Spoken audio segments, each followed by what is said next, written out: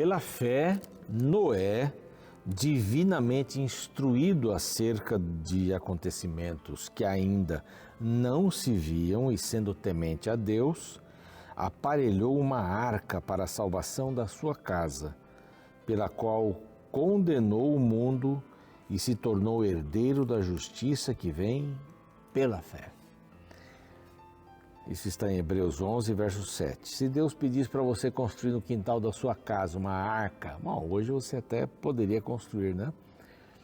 Só que naquele tempo não tinha esse tipo de chuva, caiu um orvalho e molhava as plantas e tal, essa chuva torrencial não havia. E um barco daquele tamanho, num lugar seco, ainda se fosse no rio, no mar, mas construir, mas que coisa, né? É só para você entender a proporção da zombaria. Ou não é? Que negócio é esse? E quando entram os bichos, então, não dá para entender, é uma coisa meio absurda. Mas Noé entendeu e olhou para o invisível.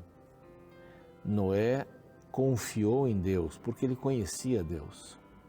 E Noé se entregou à vontade de Deus. Novamente a gente vê aqui,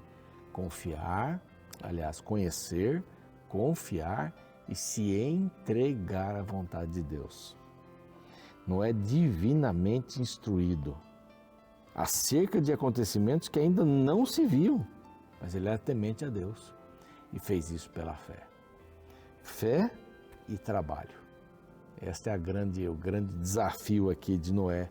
Essa é a palavra de Deus e este é o programa Reavivados por Sua Palavra aqui da TV Novo Tempo. Estamos juntos todos os dias, um capítulo novo a cada dia. Estamos juntos às 6 da manhã na TV, né? Depois às 11h30 da noite, às 3 da manhã e aí o ciclo do novo capítulo volta, né? 6 da manhã, 11h30, 3 e assim por diante. Nós agradecemos muito aos nossos parceiros, Anjos da Esperança, que confiam que a Novo Tempo está realizando a sua missão, a missão de Deus, né? Pregando o Evangelho em português e espanhol para todo mundo. Esse é um objetivo grande, é um desafio muito grande, mas nós temos que agradecer a Deus, aos Anjos da Esperança, que confiam nessa missão. Nós pregamos o Evangelho desta forma, através do rádio, desses dois idiomas, né? Através do rádio, da TV, das mídias sociais e dos cursos bíblicos. Tudo que é em português há também em espanhol. E vamos pregando a palavra, vamos pregando. Se você quer se tornar um anjo da esperança, é muito simples. Basta você mandar uma mensagem para este WhatsApp que aparece aqui na tela, tá bom? E uma das provas aqui, que temos em nossas mãos aqui, essa revista A Origem de Tudo. De onde viemos? Pastor Michelson, que também é jornalista, escritor e pesquisador contumaz aqui desse assunto sobre o criacionismo, apresenta nessa revista de uma visão bíblica, com uma visão bíblica, essa questão de onde viemos, sobre o criacionismo. Você pode ter esse material especial, gratuito, aí onde você quiser, na sua casa, no seu escritório. Basta escrever uma mensagem para este ou outro WhatsApp que aparece, dizendo: eu quero a revista A Origem de Tudo. Essa revista fala sobre criacionismo e vai pelo correio para você, tá bom? Estamos também no YouTube, o canal é Reavivados por Sua Palavra NT. Estamos chegando perto do 500.000, os 500.000 inscritos. E eu faço um convite para que você se inscreva se ainda não o fez, tá bom? Vai ser uma alegria ter você ali.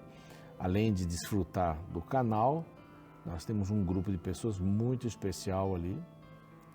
As pessoas oram umas pelas outras, dão palavras de incentivo para um, para outro e para nós também aqui da Novo Tempo e às vezes algum conselho. Vale a pena. Estamos no NT Play, estamos também no Deezer, no Spotify, de Gênesis, capítulo 1 até o capítulo de hoje, que é o 29. Vamos para um intervalo na TV, no YouTube não temos esse intervalo. E voltamos já com esse capítulo para estudarmos no dia de hoje. Não sai daí.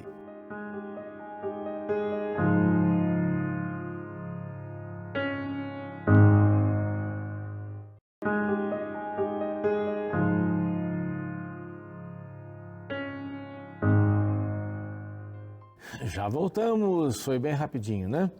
Este é o programa Reavivados por Sua Palavra, aqui da TV Novo Tempo, você que chegou agora.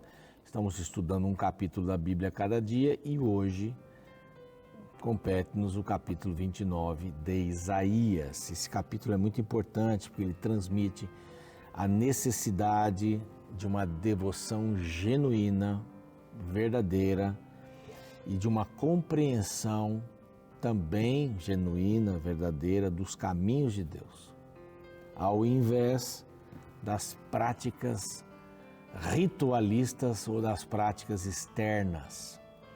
A religião é muito mais fácil ser vivida quando você só cumpre as regras. Mas o cristianismo, ele vai um pouco mais além. No cristianismo, a gente precisa ter uma relação com Deus, de conhecimento, de confiança e de entrega. Essa é a grande diferença, E aqui no capítulo 29, nós vamos ver Jerusalém, não é? O Senhor humilha Jerusalém e os seus inimigos. Eles fizeram uma coisa aqui, uma tramóiazinha. A cegueira espiritual e a hipocrisia do povo está aqui, e depois a redenção de Israel, palavras boas. Você percebe aqui que quando Deus fala no apogeu, na volta, ele fala em Israel, ele não fala em Judá só, ele fala em Israel. Ele fala no todo, nas 12 tribos, nos filhos de Jacó. Não é só Judá que ia ser salva, não é? Era Israel. E Judá fazia parte de Israel. Fazia parte ali. Então, nós vamos ver aqui nesse capítulo uma puniçãozinha para Jerusalém, que de fato era o Judá, né? Quando mencionava Jerusalém, era todo Judá, porque a sua fé foi provada, houve um teste da sua fé e eles fracassaram.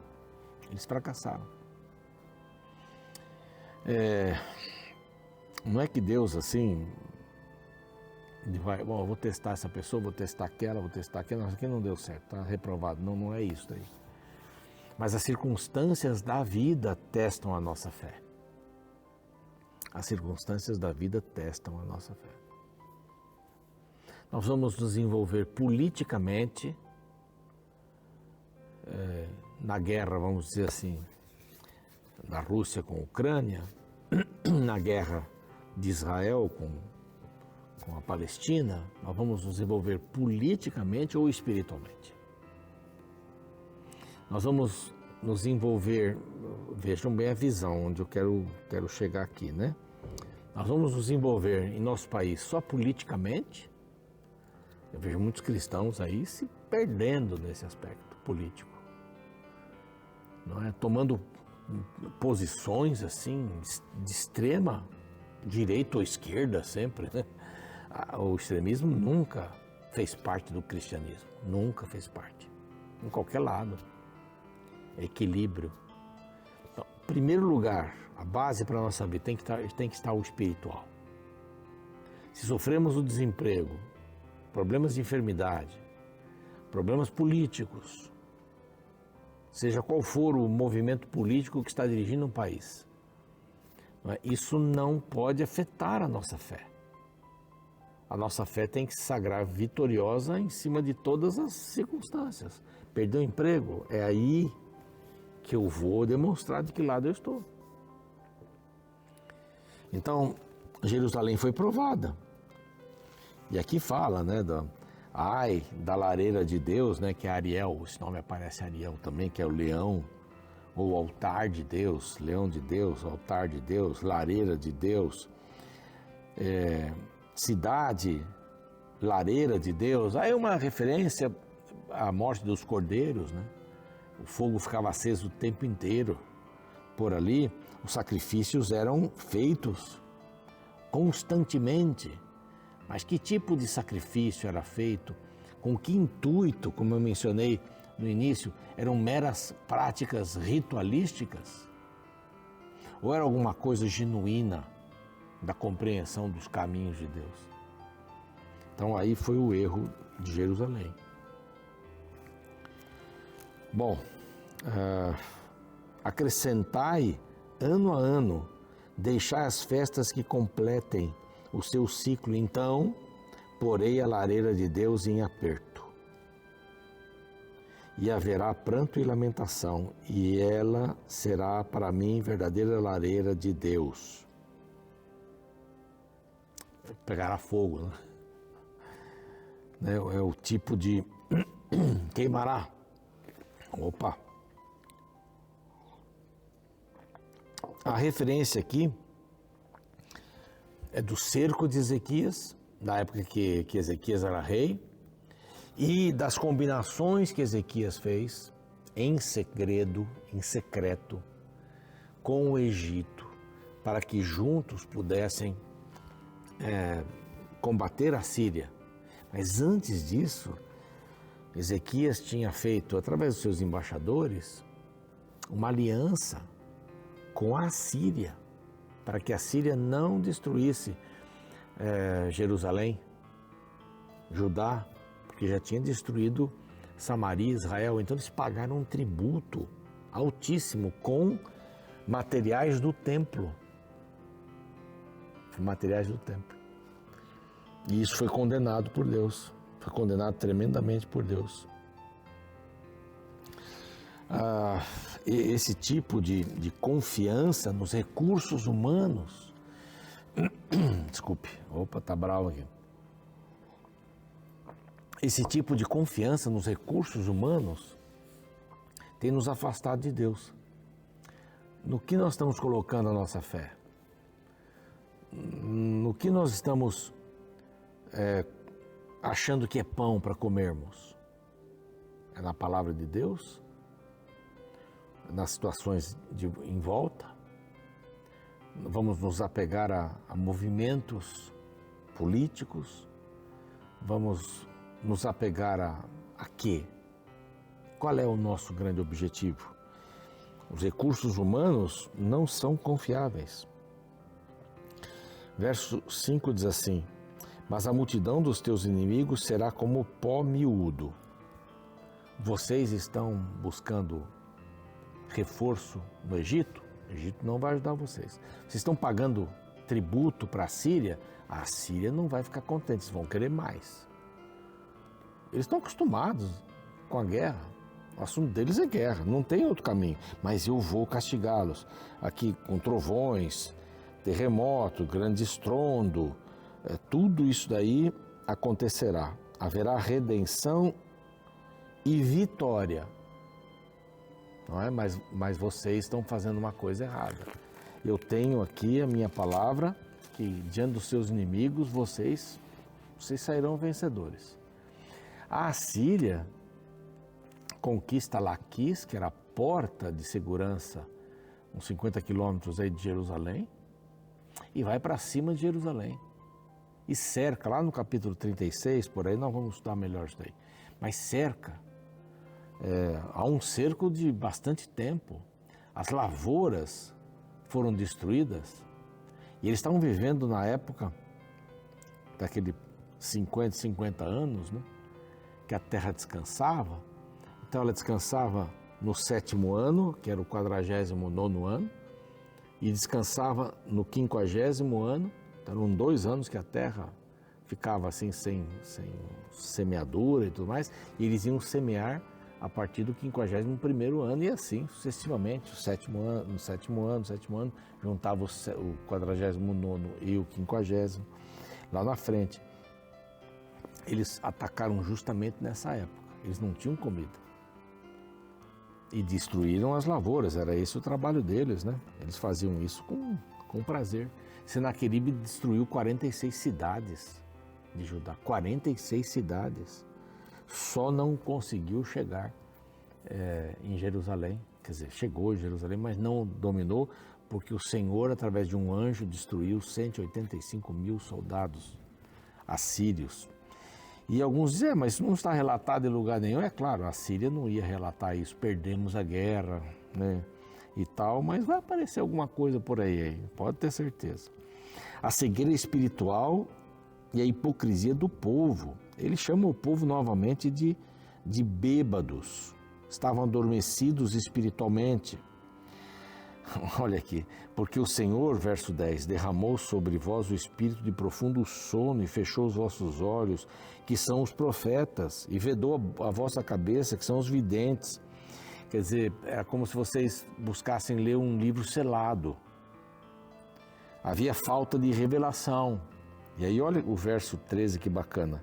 O Senhor disse, visto que esse povo se aproxima de mim, e com a sua boca e com os seus lábios me honra, mas o seu coração está longe de mim, e o seu temor para comigo consiste em mandamentos de homens que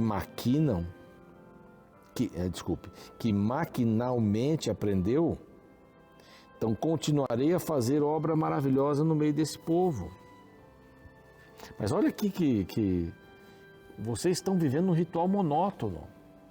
O ritual de vocês é monótono, é só exterior. Eu vejo, recebo muita gente, muitas palestras, reels pequenos, grandes e tal. Eu recebi um esses dias que me incomodou bastante.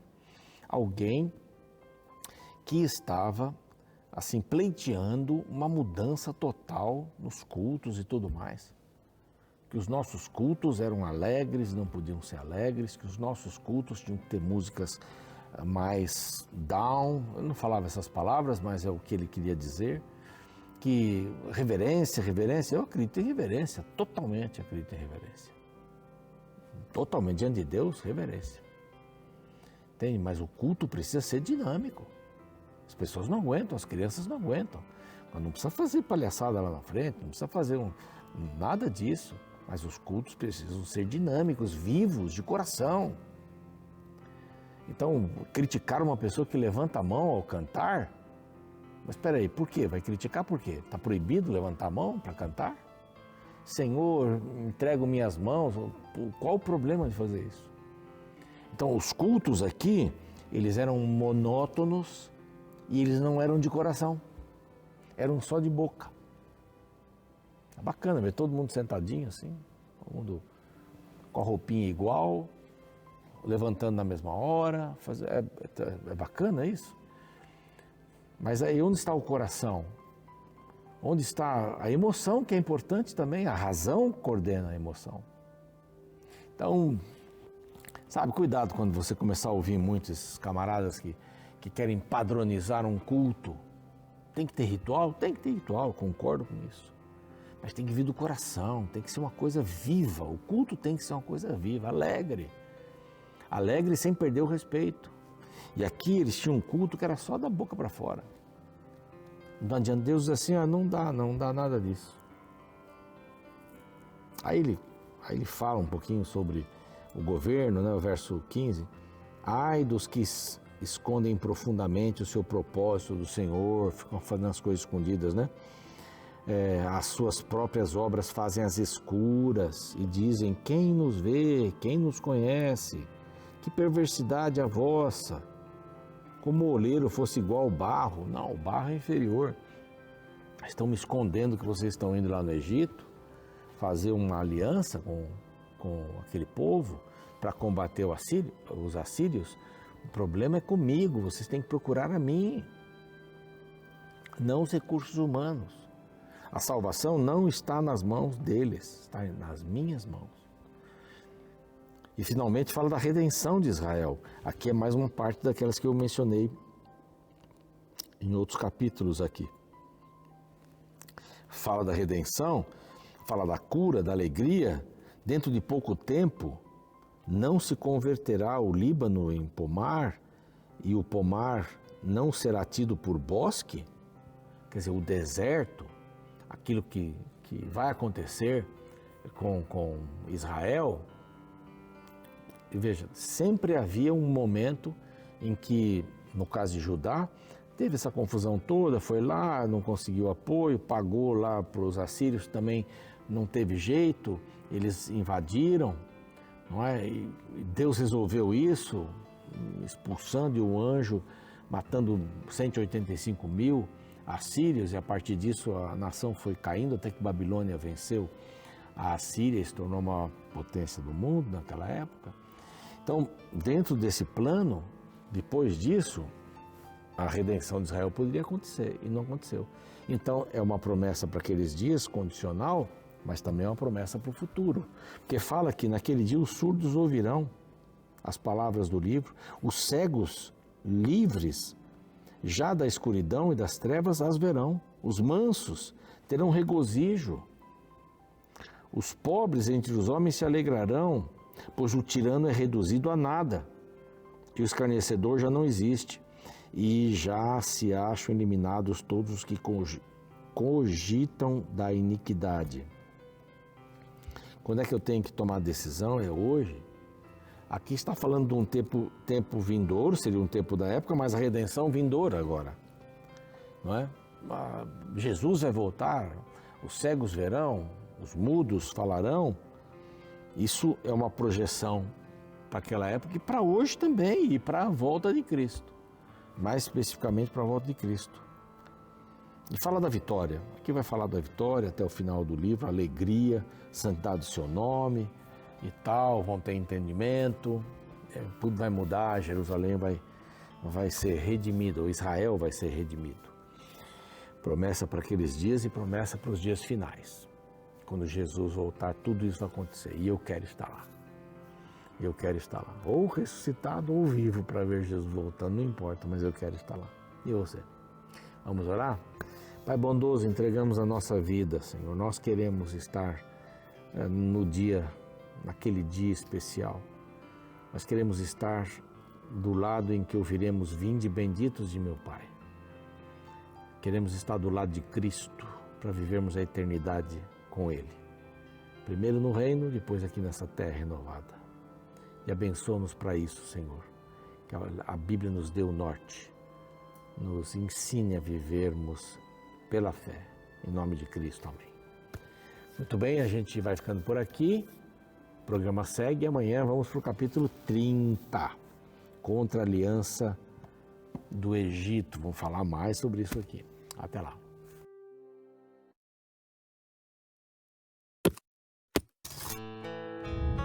Você já percebeu como as redes sociais se tornaram importantes hoje em dia?